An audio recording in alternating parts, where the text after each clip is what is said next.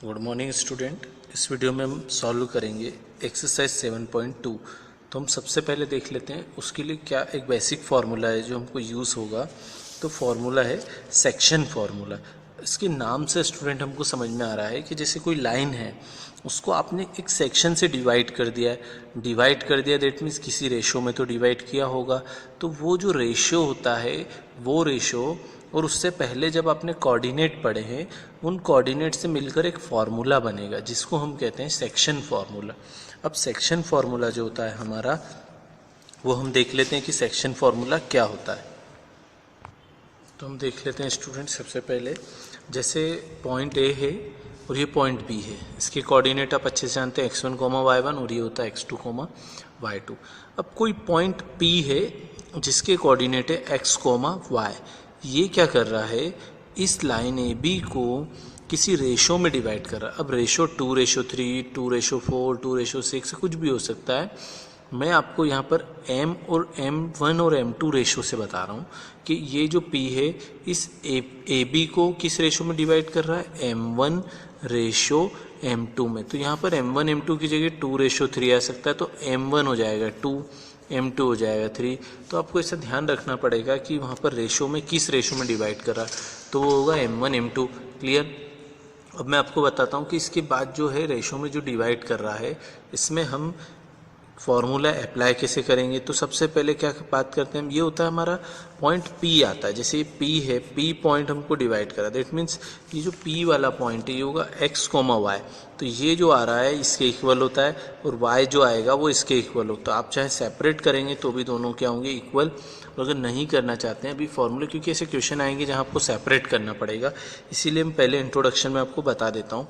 अब इसमें क्या है, सेकेंड बात, इस फॉर्मूले को लर्न करना पड़ेगा आपको कैसे, m1 into x2, clear, plus m2 into क्या हो जाएगा आपका x1, पहले x के लिए फिर y के लिए, और अपॉन में m1 प्लस m2 रेशो को सम करना है। अब y के लिए m1 y2 plus m2 y1 upon में आ जाएगा m1 प्लस m2। तो ये हो गया हमारा सेक्शन फार्मूला। अभी सेक्शन फार्मूले का हम जैसे अगर अभी कभी हमसे क्वेश्चन में ऐसा आ जाए तो हम क्या करेंगे, इस फॉर्मूले का अप्लाई करेंगे और इससे हम फाइंड आउट कर लेंगे।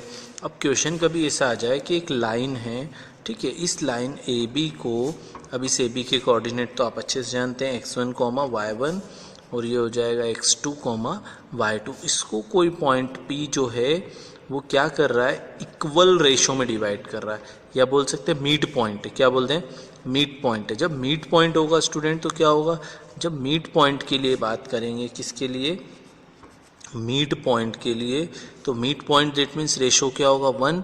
तो m1 और m2 हमारा आप कहीं भी रखें तो क्या आएगा, उसका कोई मतलब नहीं। जैसे m1 इंटू x2 है तो 1 इंटू x2 तो x2 ही आ जाएगा। तो फॉर्मूला हमारा डायरेक्ट हो जाता है, हमें रेशो रखने की ज़रूरत नहीं। जब मिड पॉइंट की बात करेंगे तो डायरेक्ट हम बोल देंगे x2 प्लस x1 अपॉन में 2, y2 प्लस y1 अपॉन में क्या आ जाएगा 2। तो ये हमारा मिड पॉइंट, जब सेक्शन फार्मूला में या क्वेश्चन में हमको बोला है कि एक कोई पॉइंट P है जो एक लाइन को मिड पॉइंट पे इंटरसेक्ट कर रहा है या मिड पॉइंट पे है वो पॉइंट, तो आप डायरेक्ट ये वाले रेशो को सम करके 2 से डिवाइड करके फाइंड आउट कर लेंगे।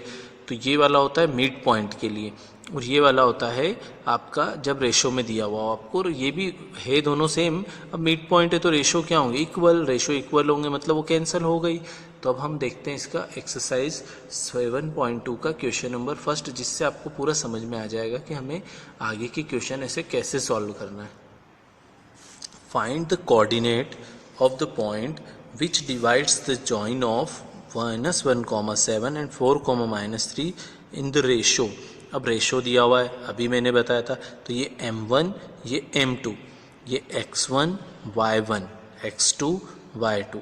अब हमको सब चीज़ मिल गई है, तो सेक्शन फार्मूला से हम क्या करेंगे, डायरेक्ट इसका जो पॉइंट है वो पॉइंट पता लगा लेते हैं, क्योंकि इसने यही बोला है find the point of coordinate of the point. Coordinate मतलब मैंने आपको यही बताया था जब सेक्शन फार्मूला बताया था कि कोऑर्डिनेट क्या होते हैं, यही होगा x और ये y।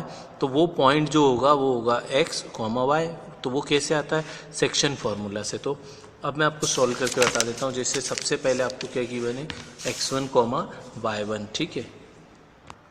तो हमने क्या किया, ए हमको गिवन है, बी गिवन है, अब हम लिख देते हैं जैसे x1 होगा ये y1 होगा, क्लियर, और ये x2 होगा और ये y2 होगा, और ये रेशो m1 है और ये रेशो m2 है।